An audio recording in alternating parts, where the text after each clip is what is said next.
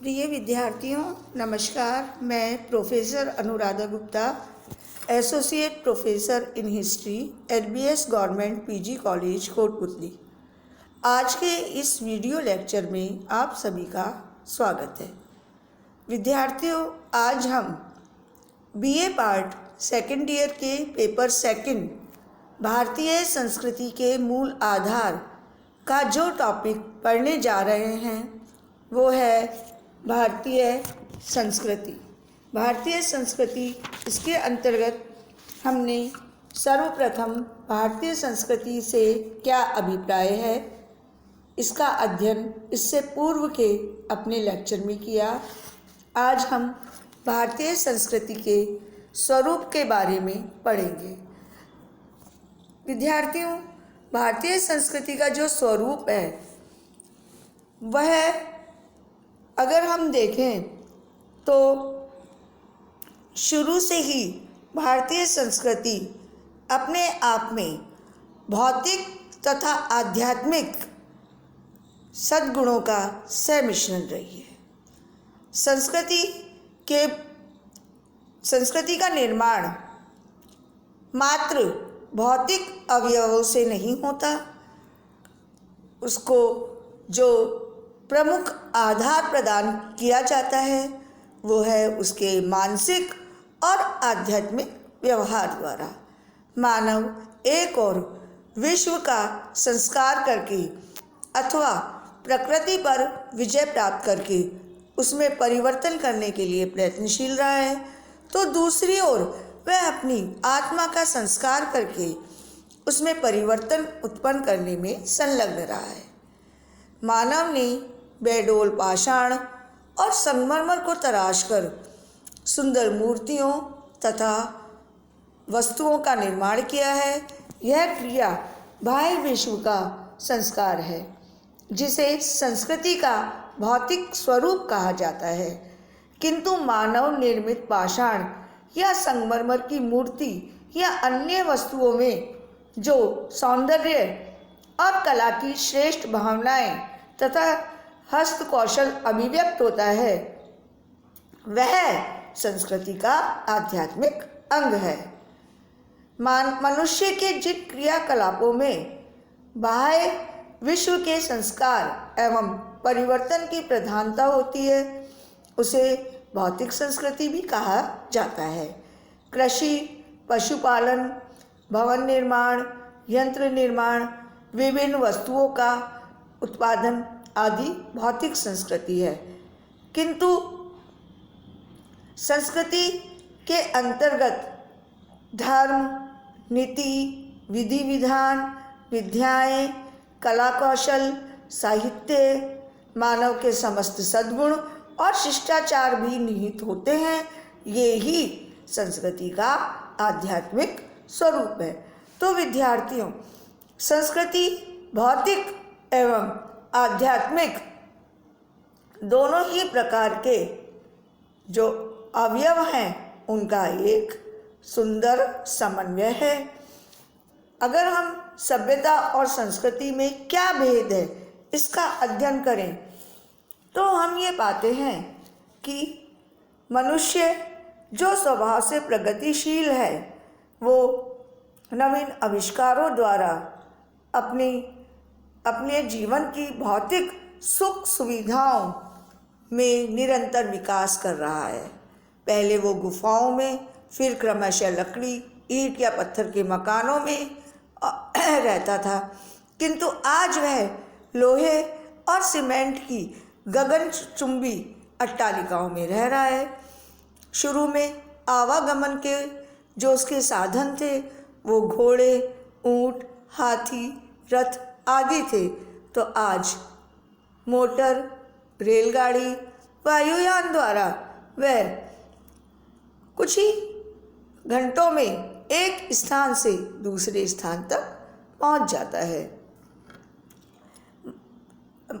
मनुष्य द्वारा जो ये भौतिक सुख सुविधाओं का विकास किया जा रहा है यह सभ्यता है, यही प्रगति सभ्यता कहलाती है। किंतु मनुष्य केवल भौतिक सुख सुविधाओं के विकास से संतुष्ट नहीं होता।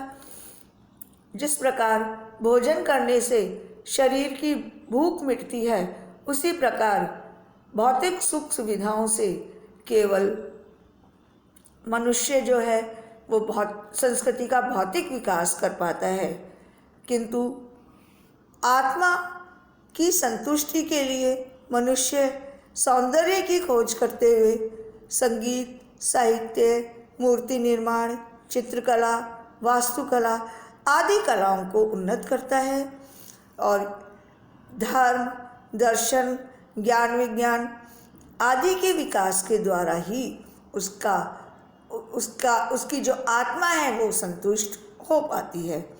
यही सभ्यता और संस्कृति का मूलभूत अंतर है।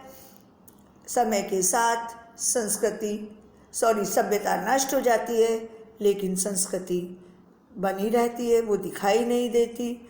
जिस प्रकार दूध में छुपा हुआ मक्खन और फूलों में छिपी हुई सुगंध दृष्टिगोचर नहीं होती है, उसे केवल महसूस किया जा सकता है, उसी प्रकार हर सभ्यता के अंतर्गत जो उसकी संस्कृति है वो छुपी हुई होती है।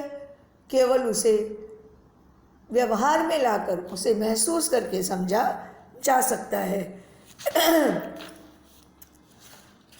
सभ्यताएं बनती रही हैं, बिगड़ती रही हैं, लेकिन संस्कृति निरंतर विकसित होती है।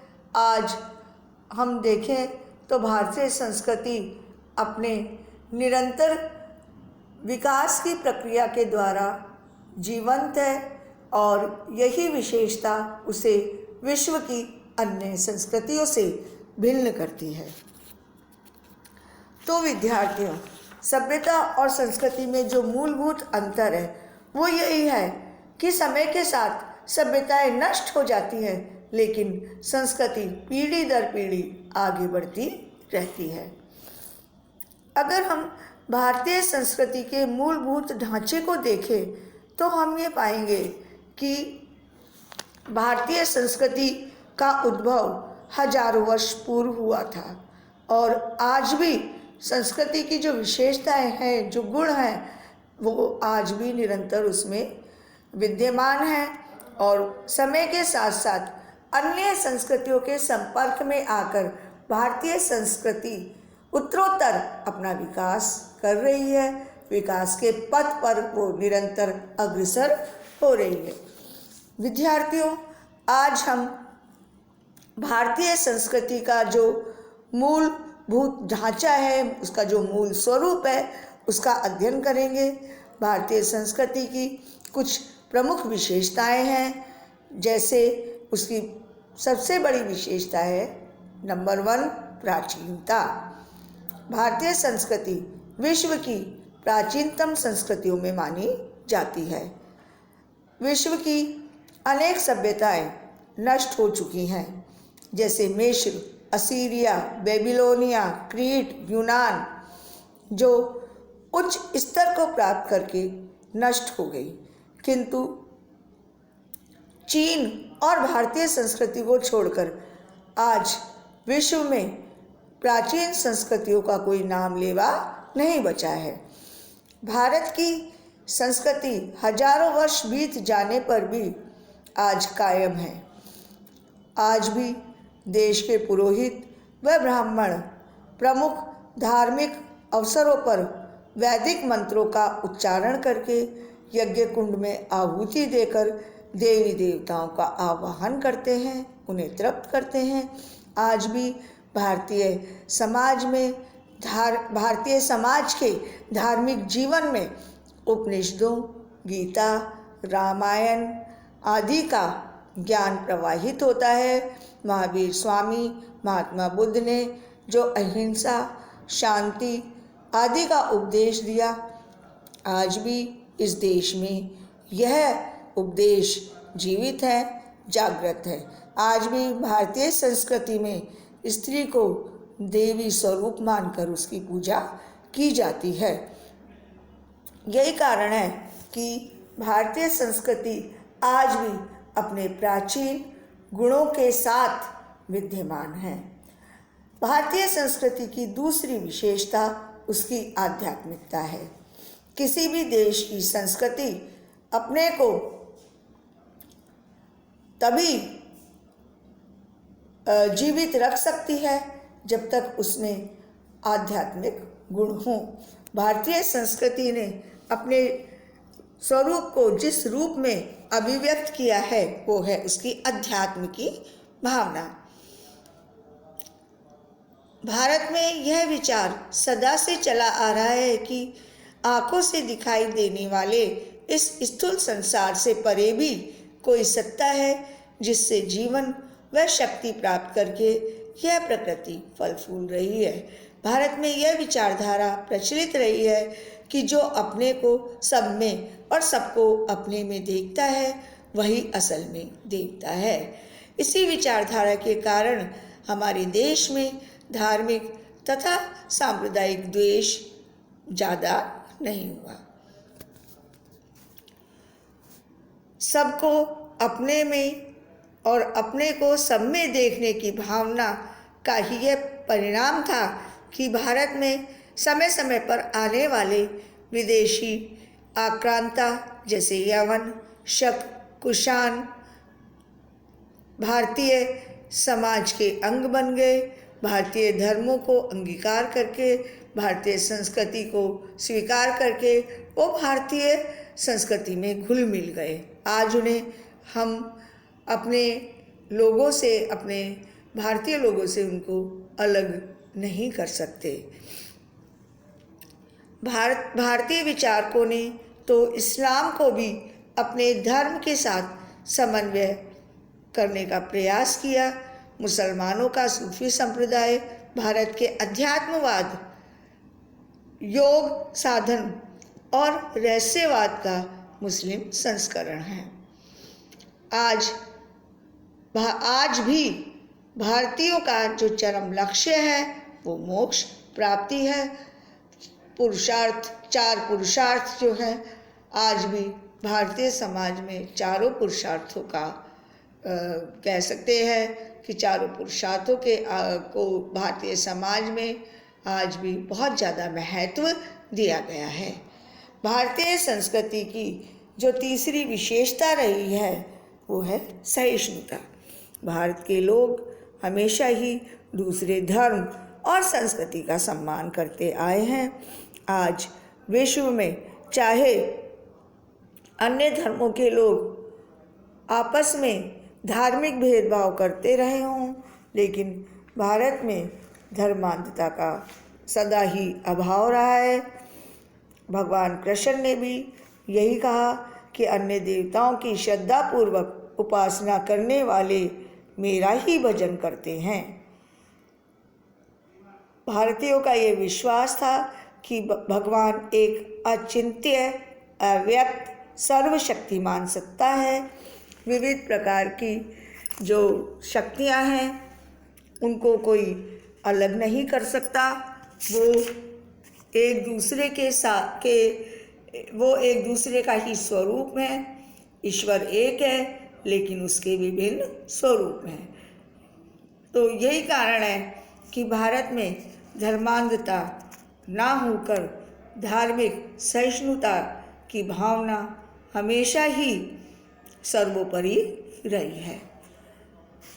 भारतीय संस्कृति की जो चौथी विशेषता है वो है सर्वांगीणता, यानी व्यक्ति का सर्वांगीण विकास भारतीय संस्कृति का आधारभूत विचार है।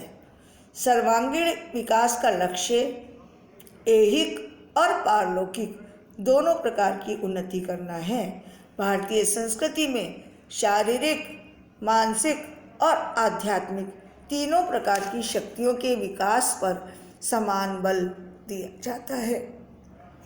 पाश्चात्य जगत में विज्ञान के भिन्न भिन्न आविष्कार करके भूतल की प्रत्येक वस्तु को समझने का प्रयत्न किया है, किंतु उसने यदि किसी विज्ञान का विकास नहीं किया है तो वह है आत्मविज्ञान। भारत में प्राचीन काल से शरीर, मन और आत्मा के सामंजस्यपूर्ण विकास को जीवन का लक्ष्य माना गया था। शास्त्रकारों के अनुसार मनुष्य को 4 पुरुषार्थ धर्म, अर्थ और काम, मोक्ष प्राप्त करने का प्रयत्न करना चाहिए और इनकी प्राप्ति के लिए आश्रम व्यवस्था की स्थापना की गई थी। इस प्रकार भारतीय संस्कृति में आध्यात्मिक और भौतिक दोनों तत्वों पर समान रूप से बल दिया गया है। धर्म का अनुसरण करके, अर्थ की उपलब्धि करके, धर्मानुसार काम का सेवन करने और मोक्ष को अंतिम लक्ष्य बनाकर ही मनुष्य अपना सर्वांगीण विकास कर सकता है। भारतीय संस्कृति की 5वीं विशेषता उसकी ग्रहणशीलता रही है। भारतीय संस्कृति अन्य संस्कृतियों की भाषा, धर्म, नीति विधान आदि को अपनाकर और भी सुसमृद्ध हुई है। यही ग्रहणशील प्रवृत्ति उसके विकास का प्रमुख कारण बनी है और भारतीय संस्कृति की निरंतर गतिशीलता का प्रमुख कारण यही ग्रहणशीलता है। तो विद्यार्थियों, हमने भारतीय संस्कृति की प्रमुख विशेषताओं का अध्ययन किया। अगले लेक्चर में हम भारतीय संस्कृति के निर्माण के लिए कौन कौन से तत्व प्रमुख रूप से उत्तरदायी रहे हैं, इसका अध्ययन करेंगे। धन्यवाद।